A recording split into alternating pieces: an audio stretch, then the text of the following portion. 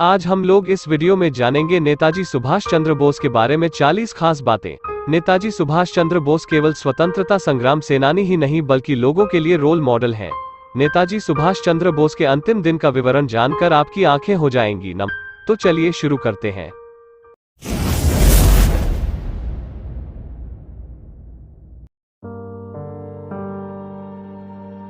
नेताजी सुभाष चंद्र बोस का जन्म 23 जनवरी 1897 को हुआ था।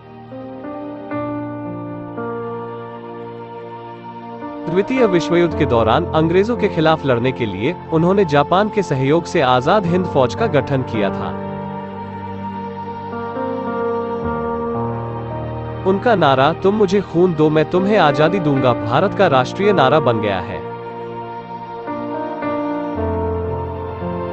कहा जाता है कि जब नेताजी ने जापान और जर्मनी से मदद लेने की कोशिश की थी तो ब्रिटिश सरकार ने 1941 में उन्हें खत्म करने का आदेश दिया था।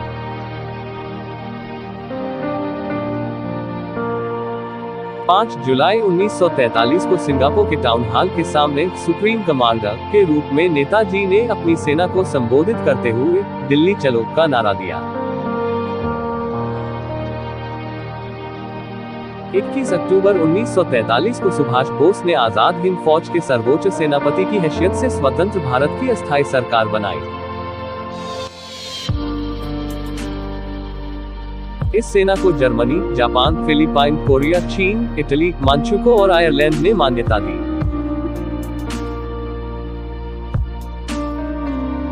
1944 को आजाद हिंद फौज ने अंग्रेजों पर आक्रमण किया और कुछ भारतीय प्रदेशों को अंग्रेजों से मुक्त भी करा लिया।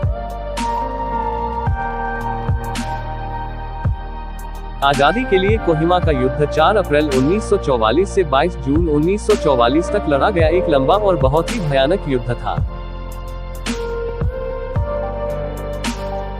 6 जुलाई 1944 को उन्होंने रंगून रेडियो स्टेशन से महात्मा गांधी के नाम एक प्रसारण जारी करके बापू से आशीर्वाद और शुभकामनाएं मांगी।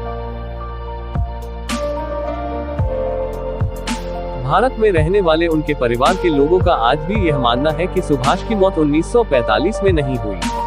वे उसके बाद रूस में नजरबंद थे। नेताजी सुभाष चंद्र बोस का जन्म 23 जनवरी सन 1897 को ओडिशा के कटक शहर में हुआ था। उनके पिता का नाम जानकीनाथ बोस और मां का नाम प्रभावती था। जानकीनाथ बोस कटक शहर के मशहूर वकील थे। अंग्रेज सरकार ने उन्हें राय बहादुर का खिताब दिया था। बोस के पिता उन्हें आईएएस बनाना चाहते थे, इसी कारण उन्होंने उन्हें विदेश भी भेजा।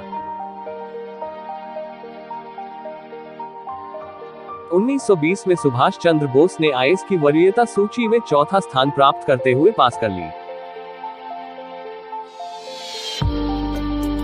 लेकिन उनके दिलो दिमाग पर तो स्वामी विवेकानंद और महर्षि अरविंद घोष के आदर्शों ने कब्जा कर रखा है। ऐसे में आईसीएस बनकर वह अंग्रेजों की गुलामी कैसे कर पाएंगे, इसलिए उन्होंने पद से त्यागपत्र दे दिया।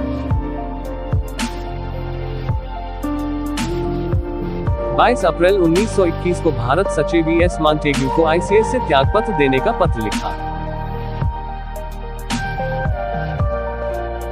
सुभाष चंद्र बोस जून 1921 में मानसिक एवं नैतिक विज्ञान में ट्राई पास ऑनर्स की डिग्री के साथ स्वदेश वापस लौट आए।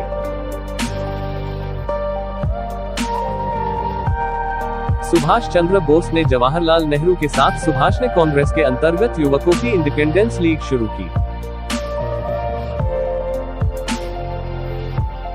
1928 में जब साइमन कमीशन भारत आया तब कांग्रेस ने उसे काले झंडे दिखाए।